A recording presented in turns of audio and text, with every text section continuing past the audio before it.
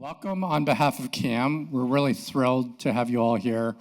I want to give a special appreciation to Sapna Sakya and everybody at CAAM who continue to make this filmmaking summit space, one of the most special. It's an opportunity for us to welcome the community, our family, the way Sapna envisions it, and continues to be just such a special place for us to, have the privilege to express how we view community and what's important to us. So I want to thank Sapna and everybody else, ADOC, and all of you for being here today. So this is going to be a really great panel. When I first heard about it,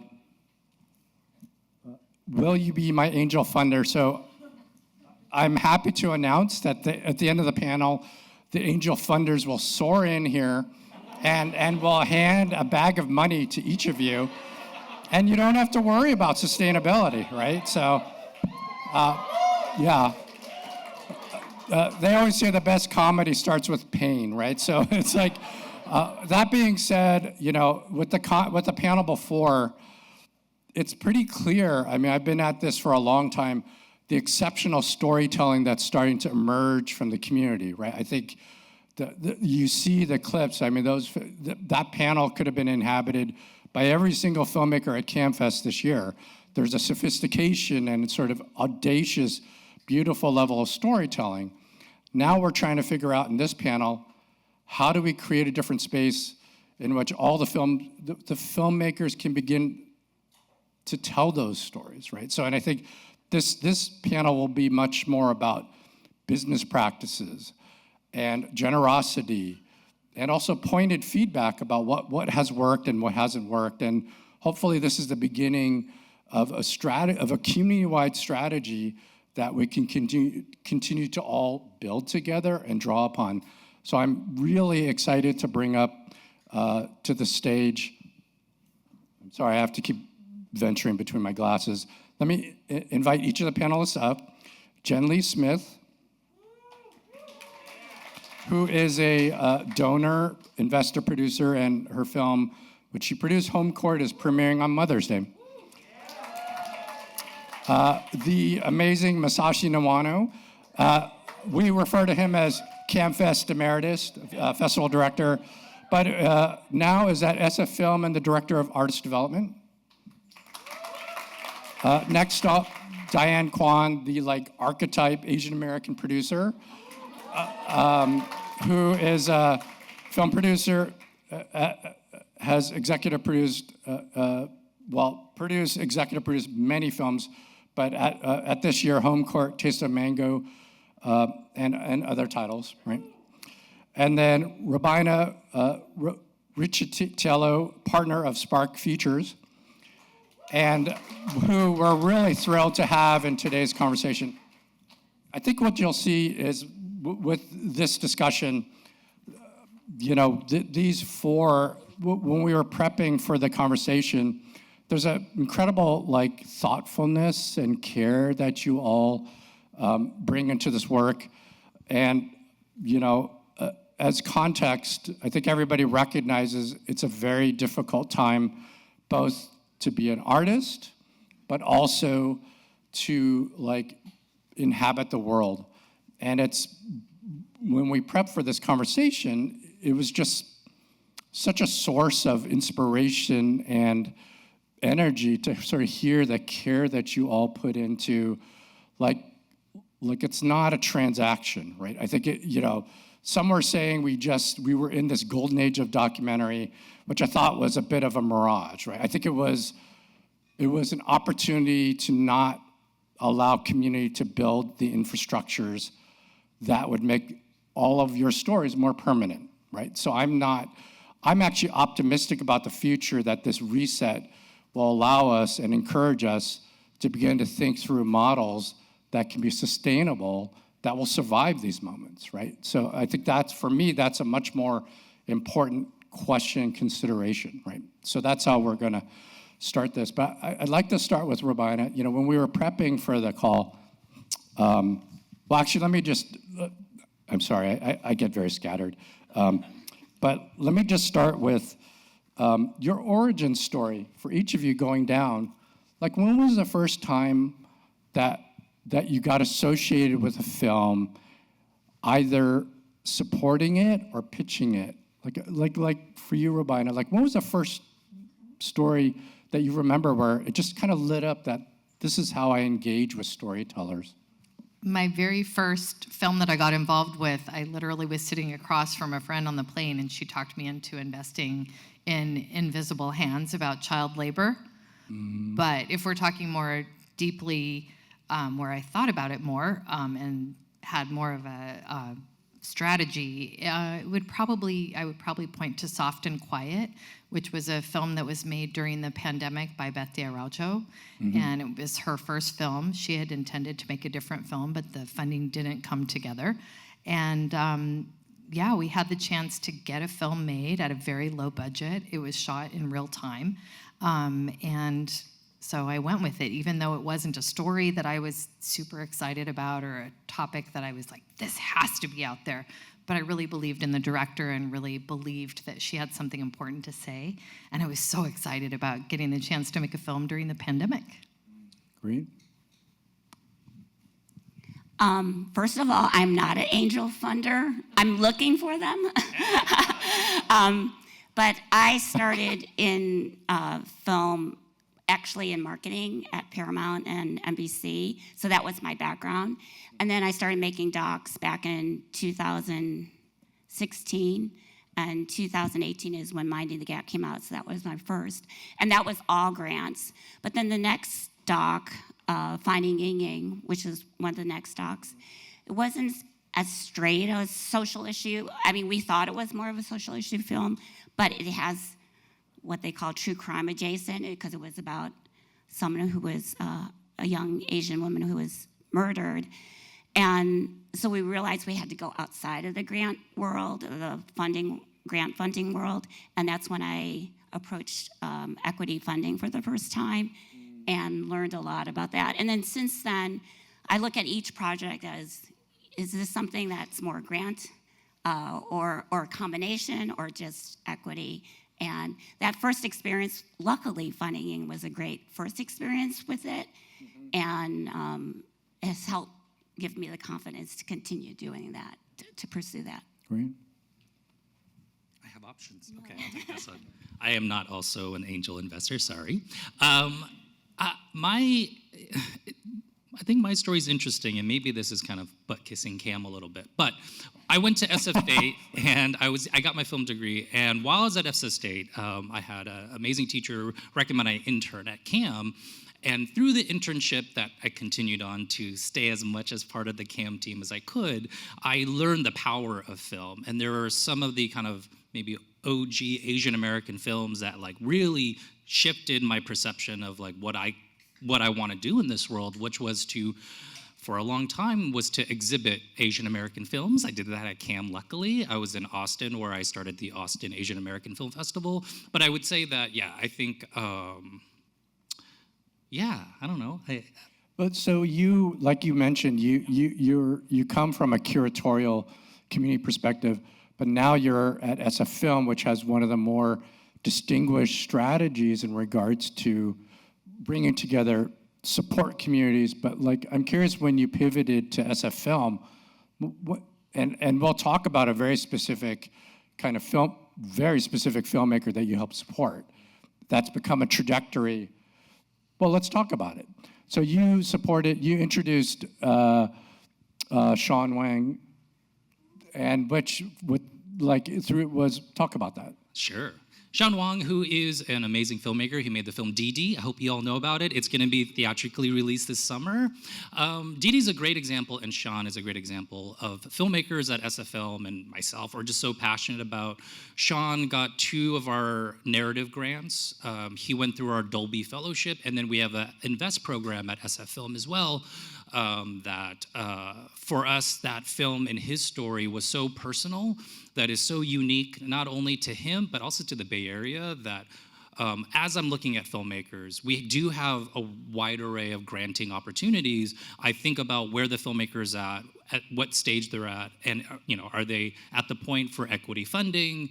do they need more development in specific grants? We have fellowships. So Sean is a great example of someone who kind of moved swiftly through our programs and was able to make a really beautiful film. And yeah, it's a film that through SF Invest we pitch to our members, and it's just, if you haven't seen the film, you will instantly fall in love with it. It's such a beautiful film, and Sean is such an authentically warm person and very smart. And he had a short film that was nominated for Academy Award.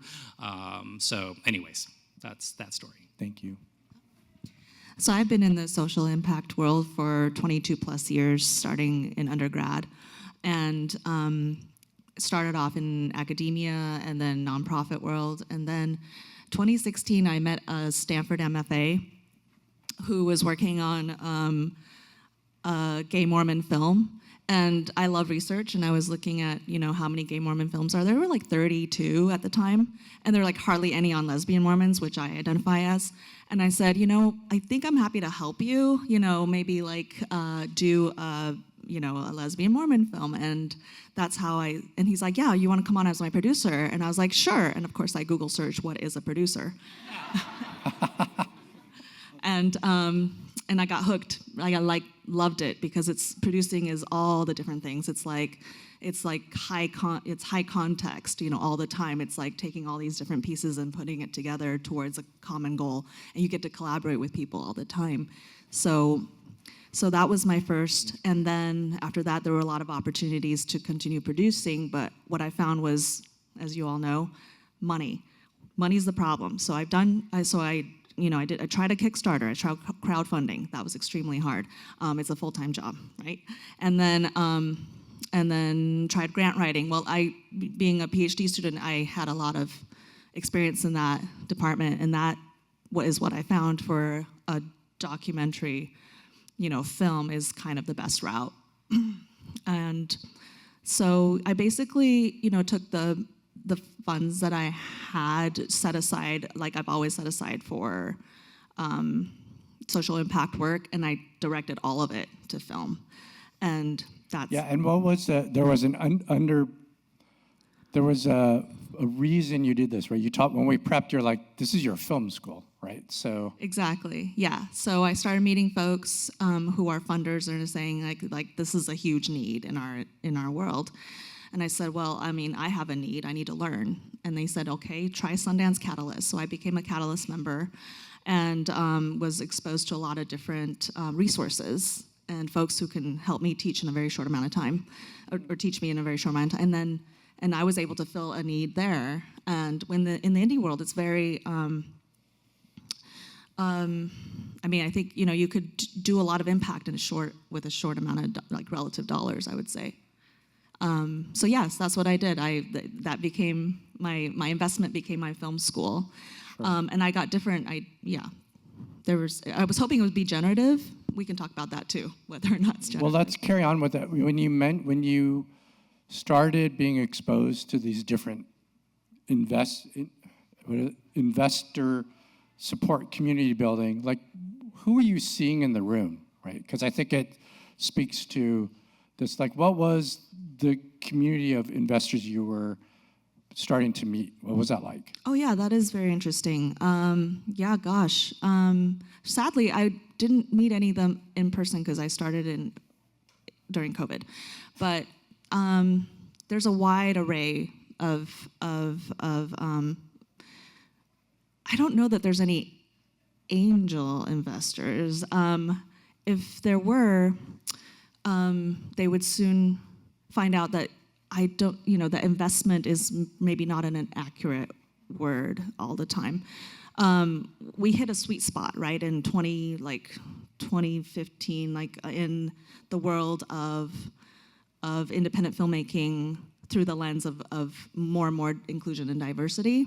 And so I was actually, one of the very few folks who were females of color in the room. Yeah. Right. And so that was very unique in that those types of stories that were being funded prior were reaching the types of investors that wanted to see more like it, and that it wasn't. These were already represented stories. So Sundance was great, and they were inviting more and more diverse funders, like myself. Sure. Excuse me. So in the meeting of these investors, I got a few data points, and those of you like numbers, I would say roughly about 10 to 15% of funds that went into documentaries broke even. So this is why I say this is not an investment, right? You have to be very clear. Some folks, some producers weren't very clear with me in the beginning when I first started. They were like, yes, of course, this is an investment opportunity, but I would say that's false advertising. Sure. But what was really, I remember you sharing some of the conversations to your early exposure to the community, but you also, when talking about that you weren't meeting a lot of other women investors of color, you were really motivated to begin to sort of strategically begin to assert a voice and then talk about that and then try to expand that community. It was just really striking that you took that as, well, there aren't enough of us here yet. What can I do in the projects I support and the ways I talk about it to advance this conversation in a way that will not just be about, the four here, it's not about monopolizing the resources, but actually each person here is really strategic about how can I support a project that's meaningful to the work that I do, but hand in hand, how can I pay it forward in a way that it will make this better, not just for us, but for all of us, right? That's what was really striking to me as you were even really initially developing Home Court. I was cautioning you, you're doing too much. And you're like, no, I'm gonna make sure somebody from the Southeast Asia, so there are standards and virtues and values that will determine this.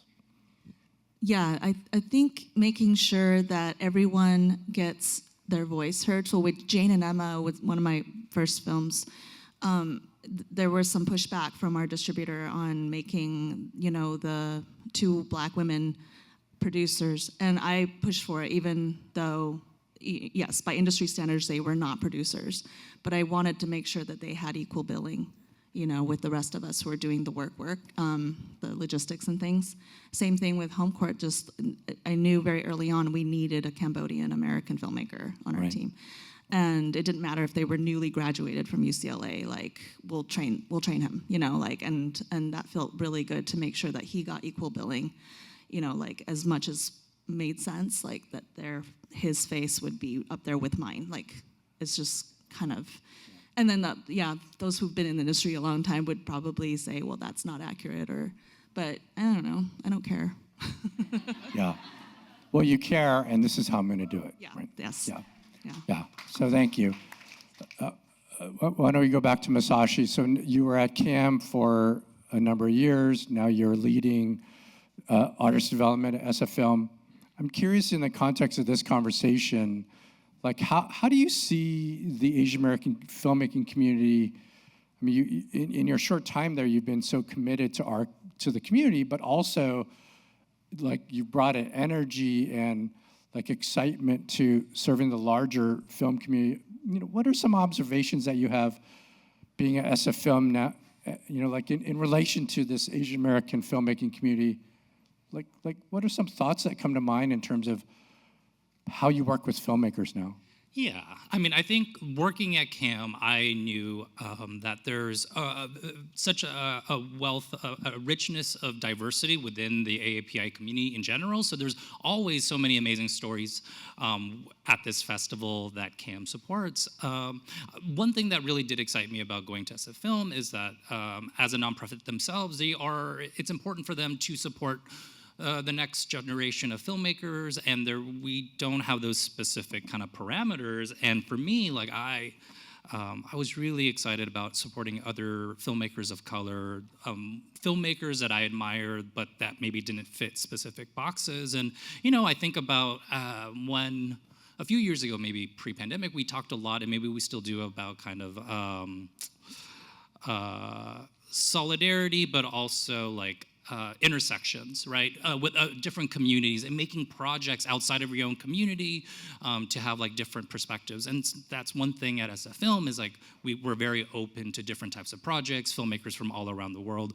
And as we think about like diversity, it is very much different things, right? It can be based on the community you're from, but also where you live, all the other things. So that has been a joy. And I think in any opportunities that I have to choose projects, to get projects in rooms with investors, like let's say through our SF Invest program, I think it's been very important for me to always include at least one Asian American project every slate. And luckily Ann Lai, who's our executive director, is super in support of that as well. And the great thing about our Invest team, our members, is that they're really excited about perspectives from different communities coming together and curating a slate where you have films from all around the world and locally, but they're all connected in some synergy that is very exciting. And so, yeah. Thank you. Yeah, that's great. Yeah. So Diane, you've been in this space a relatively short period of time, but your perspective on community, I know for a fact you're the person that everybody's like, can we get to Diane, right? There are certain, but I say that out of like, the burden of responsibility, right? That takes. You've started to executive produce now also, and really, there, again, this question of generosity, of giving and building, but like what? Maybe if you could speak a little bit about like what project, like how do you determine what you're going to produce? How do you determine what you're going to executive produce? And like what are those conversations like with the filmmakers in regards to figuring out how to partner together and whether you feel like you're the right match? Yeah, I feel very lucky to be approached by folks to help with their films, and in the beginning, it was only producing, because I was still learning too. So like I said, I started in 2016. And what I learned quickly is that there's so many great stories, but I always look at it as do I think I'm the right person? Do I think I can find the audience? Do I think I can find the funders? Am I passionate about the story? Because even though it's a great story, it may not just be for me in terms of like what, as you all know, look at Kenji's 12 years, many docs take a long time. So I want to be sure that it's a film that I feel like I'm passionate about and want to work with for, could be up to 6 years. It's my max. I don't know if I could do 12 years.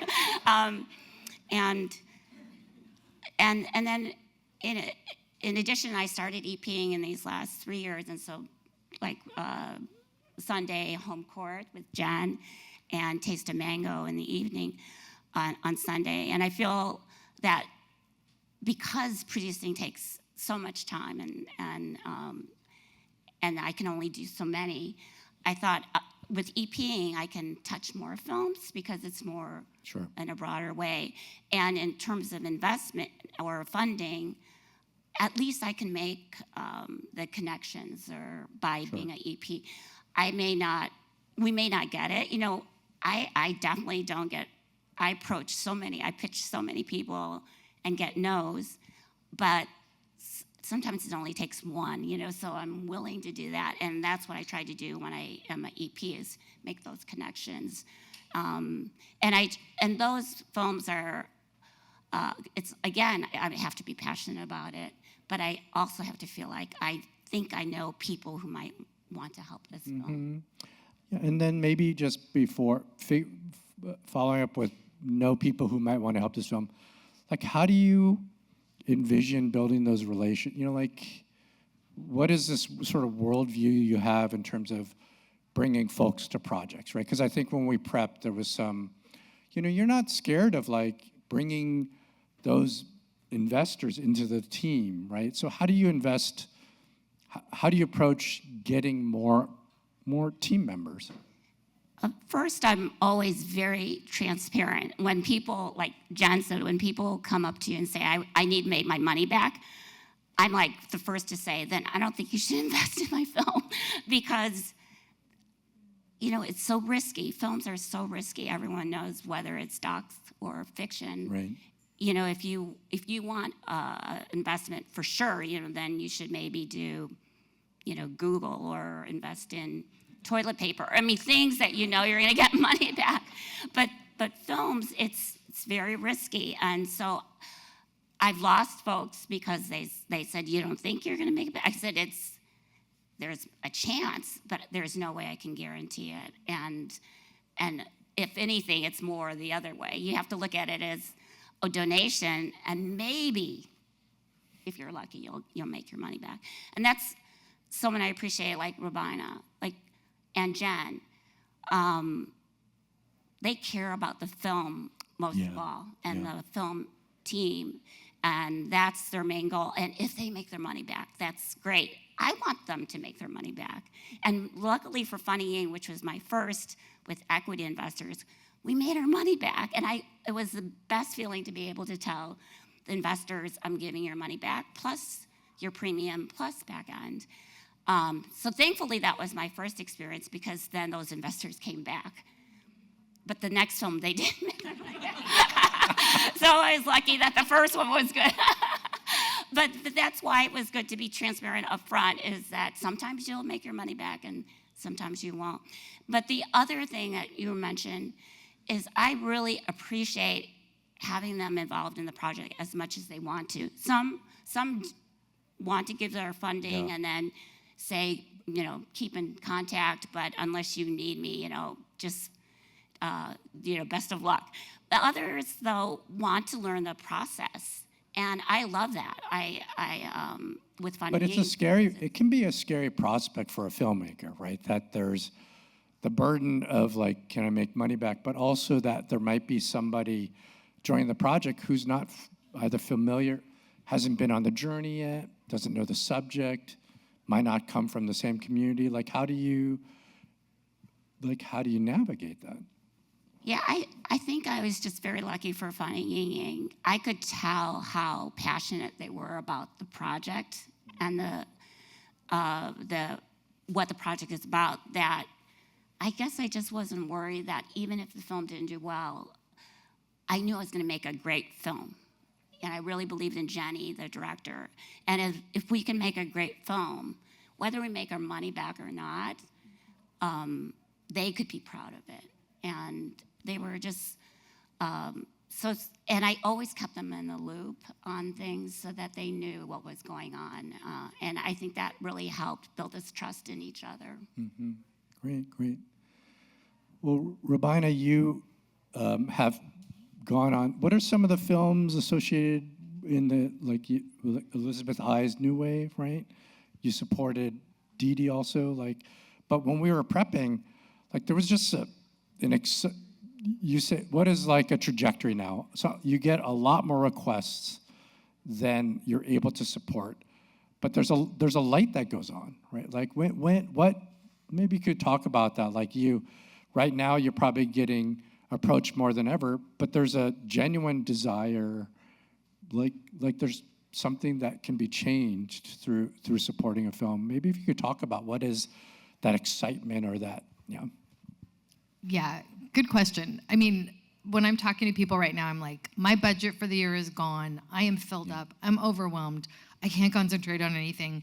But then I'll talk to someone and they'll tell me about their film and they'll tell me what they want to come out of it. Like I was just telling Masashi, the chaplain of Oakland, which is about this, it's about healthcare equities and how the Black community doesn't get good healthcare or a good death at the end of their life.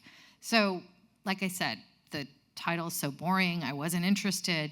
But then when I talked to them and heard from them and realized what they were trying to do with the film, I was like, no, this is a very, very important film, and I will help you on a very small scale, but I'll also help you if I can with connecting you to people. And that brings me back to something that you were talking about, different fundraising communities. And yeah, I'm so frustrated that we can't get more wealthy people involved in filmmaking and in documentary filmmaking. So like with New Wave, which is about the Vietnamese New Wave scene in the 1980s in Orange County, I mean, we've really reached out, and particularly the filmmakers have reached out to all these different people in the Vietnamese community, and nobody will cough up a cent. Yeah, yeah.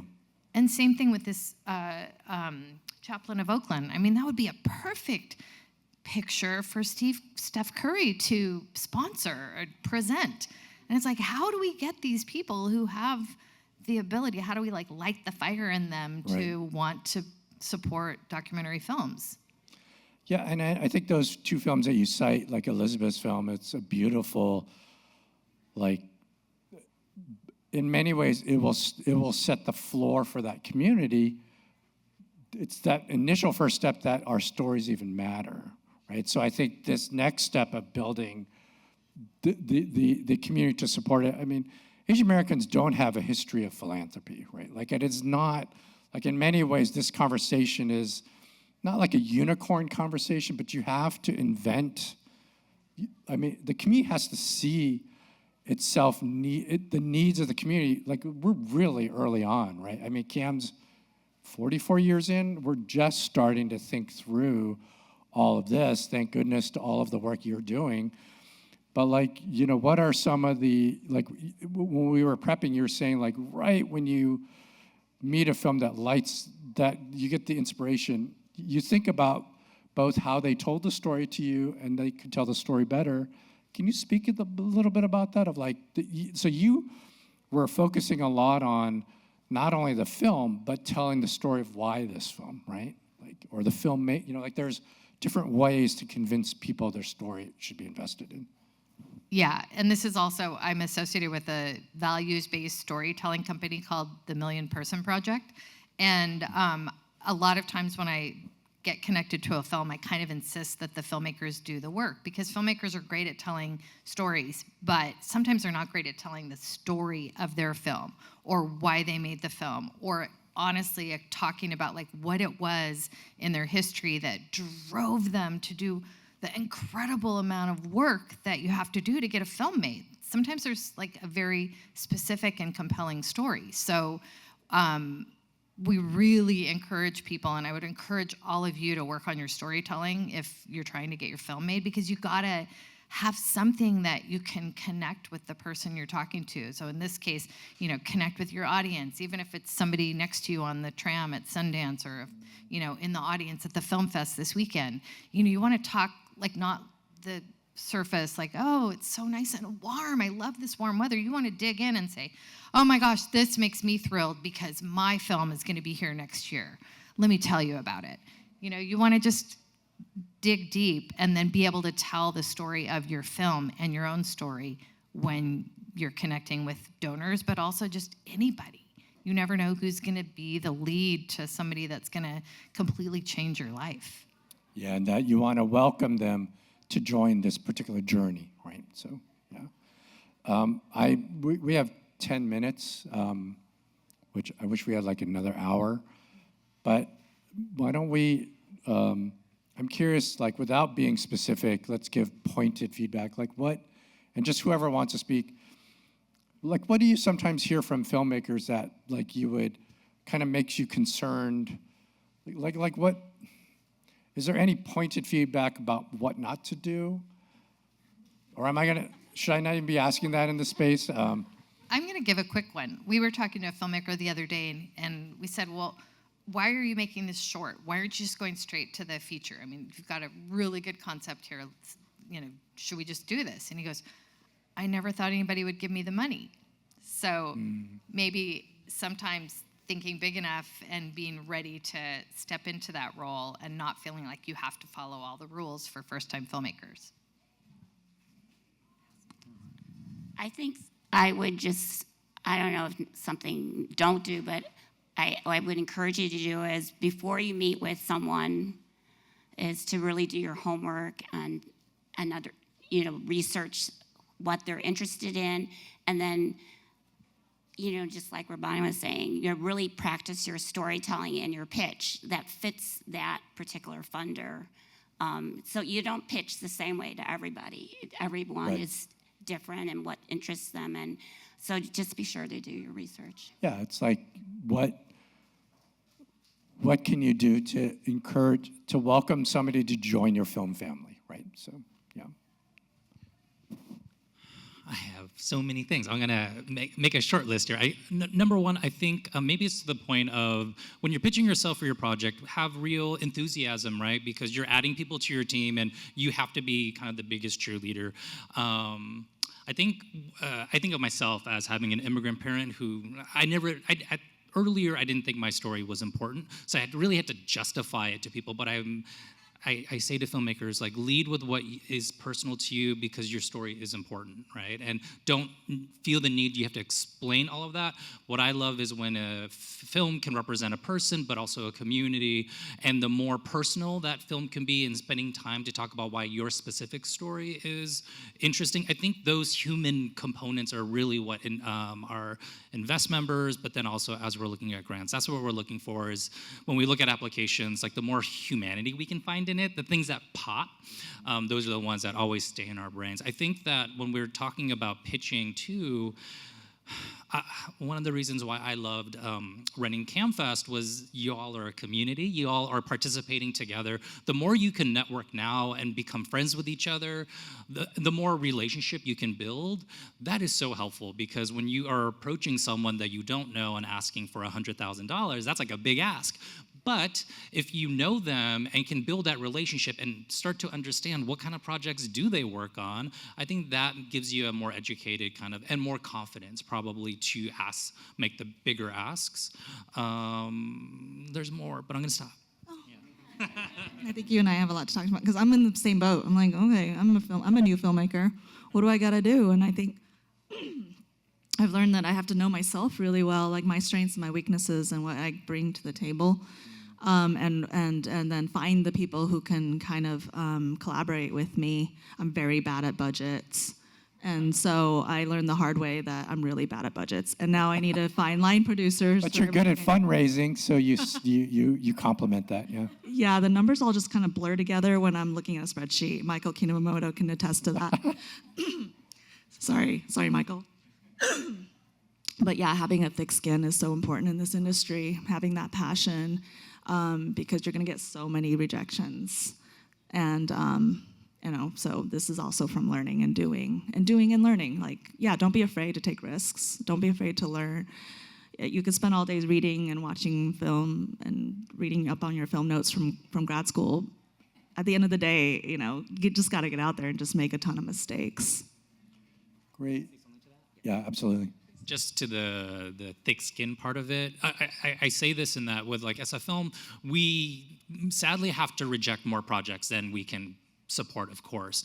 And just know that when you're applying to things, when you're pitching, try your best, although it's very hard probably to do this, to not take it personally, right? Because there's so many actually DD is one where there's so many different projects that may apply that don't get the grant, but it still stays in our mind. We still care about our filmmakers. There's always another grant or another opportunity.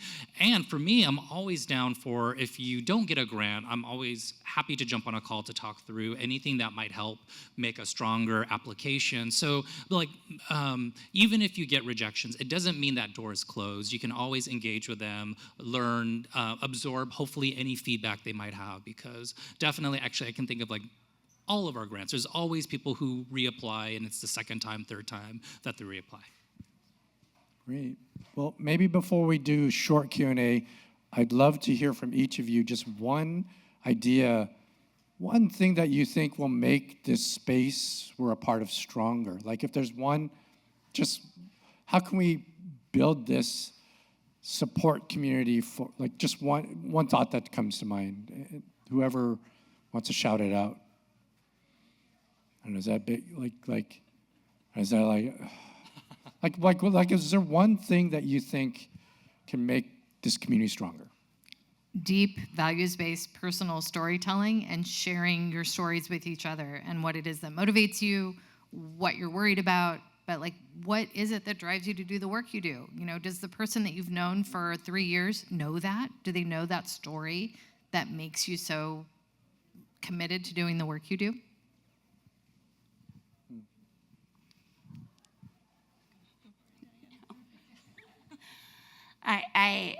I keep thinking about how can we find leaders who are willing to just help us find the money, like you were saying, Steph Curry or someone who can help us be the. We need just one person. Then I think they can then reach out to others, and then people want to get involved as well. Domino effect. So Yeah. just trying to figure out who those people are. Yeah, and I think that filmmaking, it's an ecosystem, right? Like, we all need each other. Organizations, CAAM, SFFILM, we need filmmakers to apply for the grants. We have a festival, we need filmmakers.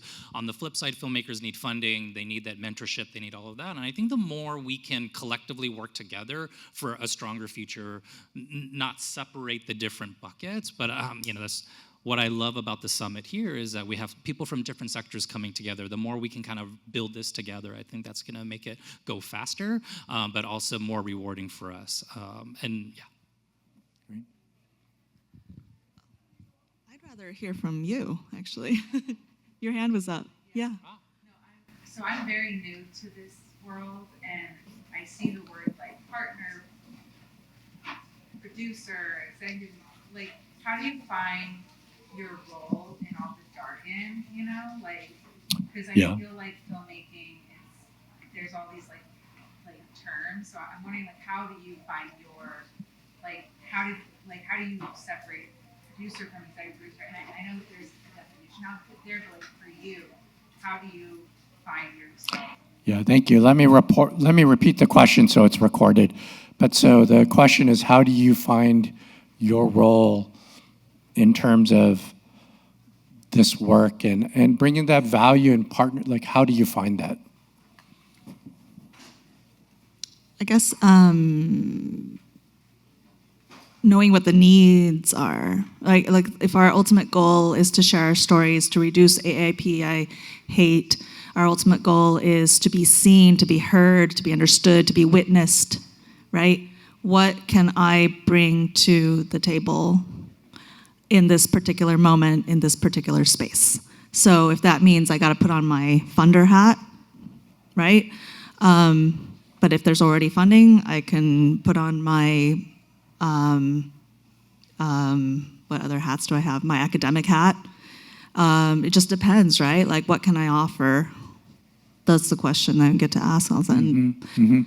I think being expansive always to what's possible. I just read recently a quote, the opposite of fear isn't bravery, it's imagination. So bring more of that. We all have that, even if we don't think we have it, we do. We can just dig deep.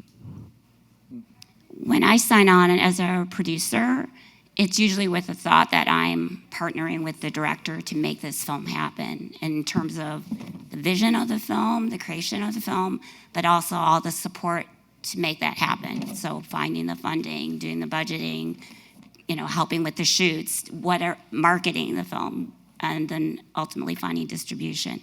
When I'm an executive producer, to me, EP, there's many different EPs. Usually when I'm an EP, it's usually not necessarily to give money, but to help find money, but also to give overall strategy, because I was lucky enough to have that experience, just to help especially young new producers and directors, to show them what are the things you have to think about next in terms of strategy. So it's much more of a overview versus doing the nitty-gritty. Global strategy. Yeah, doing the nitty-gritty, which I do when I'm a producer. But there's also many different other EPs. When you fund, often you're made an EP. Sometimes you're celebrity EP, and you can lend your name so that it brings awareness to the film. So EP is a little bit more broader. But as a producer, I like to be down in the dirt with the directors. I would just say, you guys, when you start succeeding, please reach your hand out and help bring other people in the community. Yeah. So, like, absolutely. we're working on a film that was shot in Missoula, Montana, about the Hmong community that I heard about through SFFILM Invest. It's called Bitterroot, and it's premiering at Tribeca. And so a whole bunch of Hmong people starred in it, but also were on the crew. And then as we were finishing it, we were like, what else can we do? How can we take it one more step? And we have 2 Hmong people who are working with the composer on the score. So it's just like giving that hand to like get people in the door so they can get the job on their own, you know, with the experience they have gotten through your film. No. Masashi, do you have any last words? I already did it. No, you did. But Yes, to what Robina said about this film, Bitterroot. As an example, I think that if you are mission-driven, if you want to make change in the world happen through cinema or through storytelling, that can be sexy, that can be very exciting. It doesn't have to be one or the other, right? So I think when we were pitching Bitterroot, it was very much about how excited we are, the filmmaker and the story, but how they're approaching telling stories in a way that really engages the community. It gives them agency. It gives them, after the film, the ability to potentially make films on their own as well. All of those mission-driven things, I think whether you're applying for a grant, definitely, but also if you're looking for specific types of funding, producers or funders, like that really does help us break you away from, I guess, the mold of most filmmakers who are thinking about filmmaking. well, maybe we have time for one more question, maybe? Yeah? Hello, I'd love for you all to touch on distribution. I feel like, even if you do a very strong personal pitch and you have an investor or a donor and they're like, great, we want to support this for all the right reasons. However, we do this and there's absolutely no guarantee that it gets distributed. And we've all seen as filmmakers right now, the entire market, a grenade has gone off.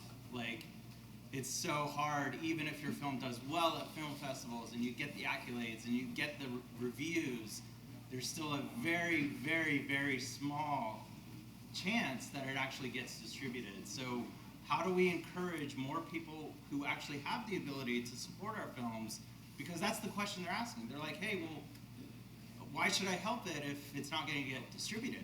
So what the hell do we tell them? Yeah, let me repeat the question. So how do you think about distribution, the present challenges, and how does that affect bringing supporters and investors and partners? I think I'm summarizing it. I'll just say quickly, last year was a horrible year for distribution, but this year seems better. Like Sundance and South by Southwest, it feels like things were selling, and even things from last year are now getting distribution. So maybe that was a one-year blip. I'm very optimistic in general. That's good. Yeah, it's definitely hard, and I do feel the difference, mostly because before I would have a list, of people to go to, and now that list is smaller because now they've merged or they're just gone away. But I feel optimistic too. I think you have to be patient and then also brainstorm and think of different ways of distribution. So the different ways, it may not be the usual way, but different ways. But it's hard work. It's to self-distribute. But I know a lot of people are doing that too. And one of the things, I have had conversations with investors who say they want their money back. I've been talking to them about, well, then can you help us, instead of investing in a film perhaps, is invest in figuring out a new distribution way of getting our films out. Like, how do we get wealthy people together to figure out a different way to get these important films out? I think distribution's probably always been hard if you're an independent filmmaker. I mean, to me, the question is, how do you get your film seen by as many people as possible and make the impact, tell the story that you really want to tell? And I think that there are different strategies. Nothing is guaranteed. I do think that there's still some structures that are like pathways, right? You play at festivals like CAAMFest and others, and you show and you can prove that you have an audience for your film. Like, the more you can pitch to a distributor the worth of your film, but that also the impact and how it's resonating with the audience can be helpful. I think a broadcast also is like TV, theatrical, online. Like, there are a lot of different opportunities. Not all of them pay very well, but there are ways to get your film out there. And I do think, especially I think about the filmmaking community who have been doing this sustainably and for a while, is like, I think you will find your audience. As times change, that might shift what that exactly means, but yeah. Oh. No. Also, as far as unusual distribution, look up the film You Resemble Me. Willa Productions distribute it. And also Queen of My Dreams. They're doing self-distribution in Canada. So worth looking at those. You want anything? Okay, well, first of all, I'd like to apologize. There's no bag of money that we're going to distribute, but I think you start to see it's not really, we need to dismantle this myth of angel investors, but that there's a very deliberate, generous strategy by which, you know, individuals, leaders, producers, executives try to build this in a much better manner. On behalf of community, I'd like to thank each of the four of you. It's really clear the sort of the generosity and strategy and care that you put in, not only to the project you're a part of, but that making this space better. So thank you for giving us your time, and we look forward to future conversations.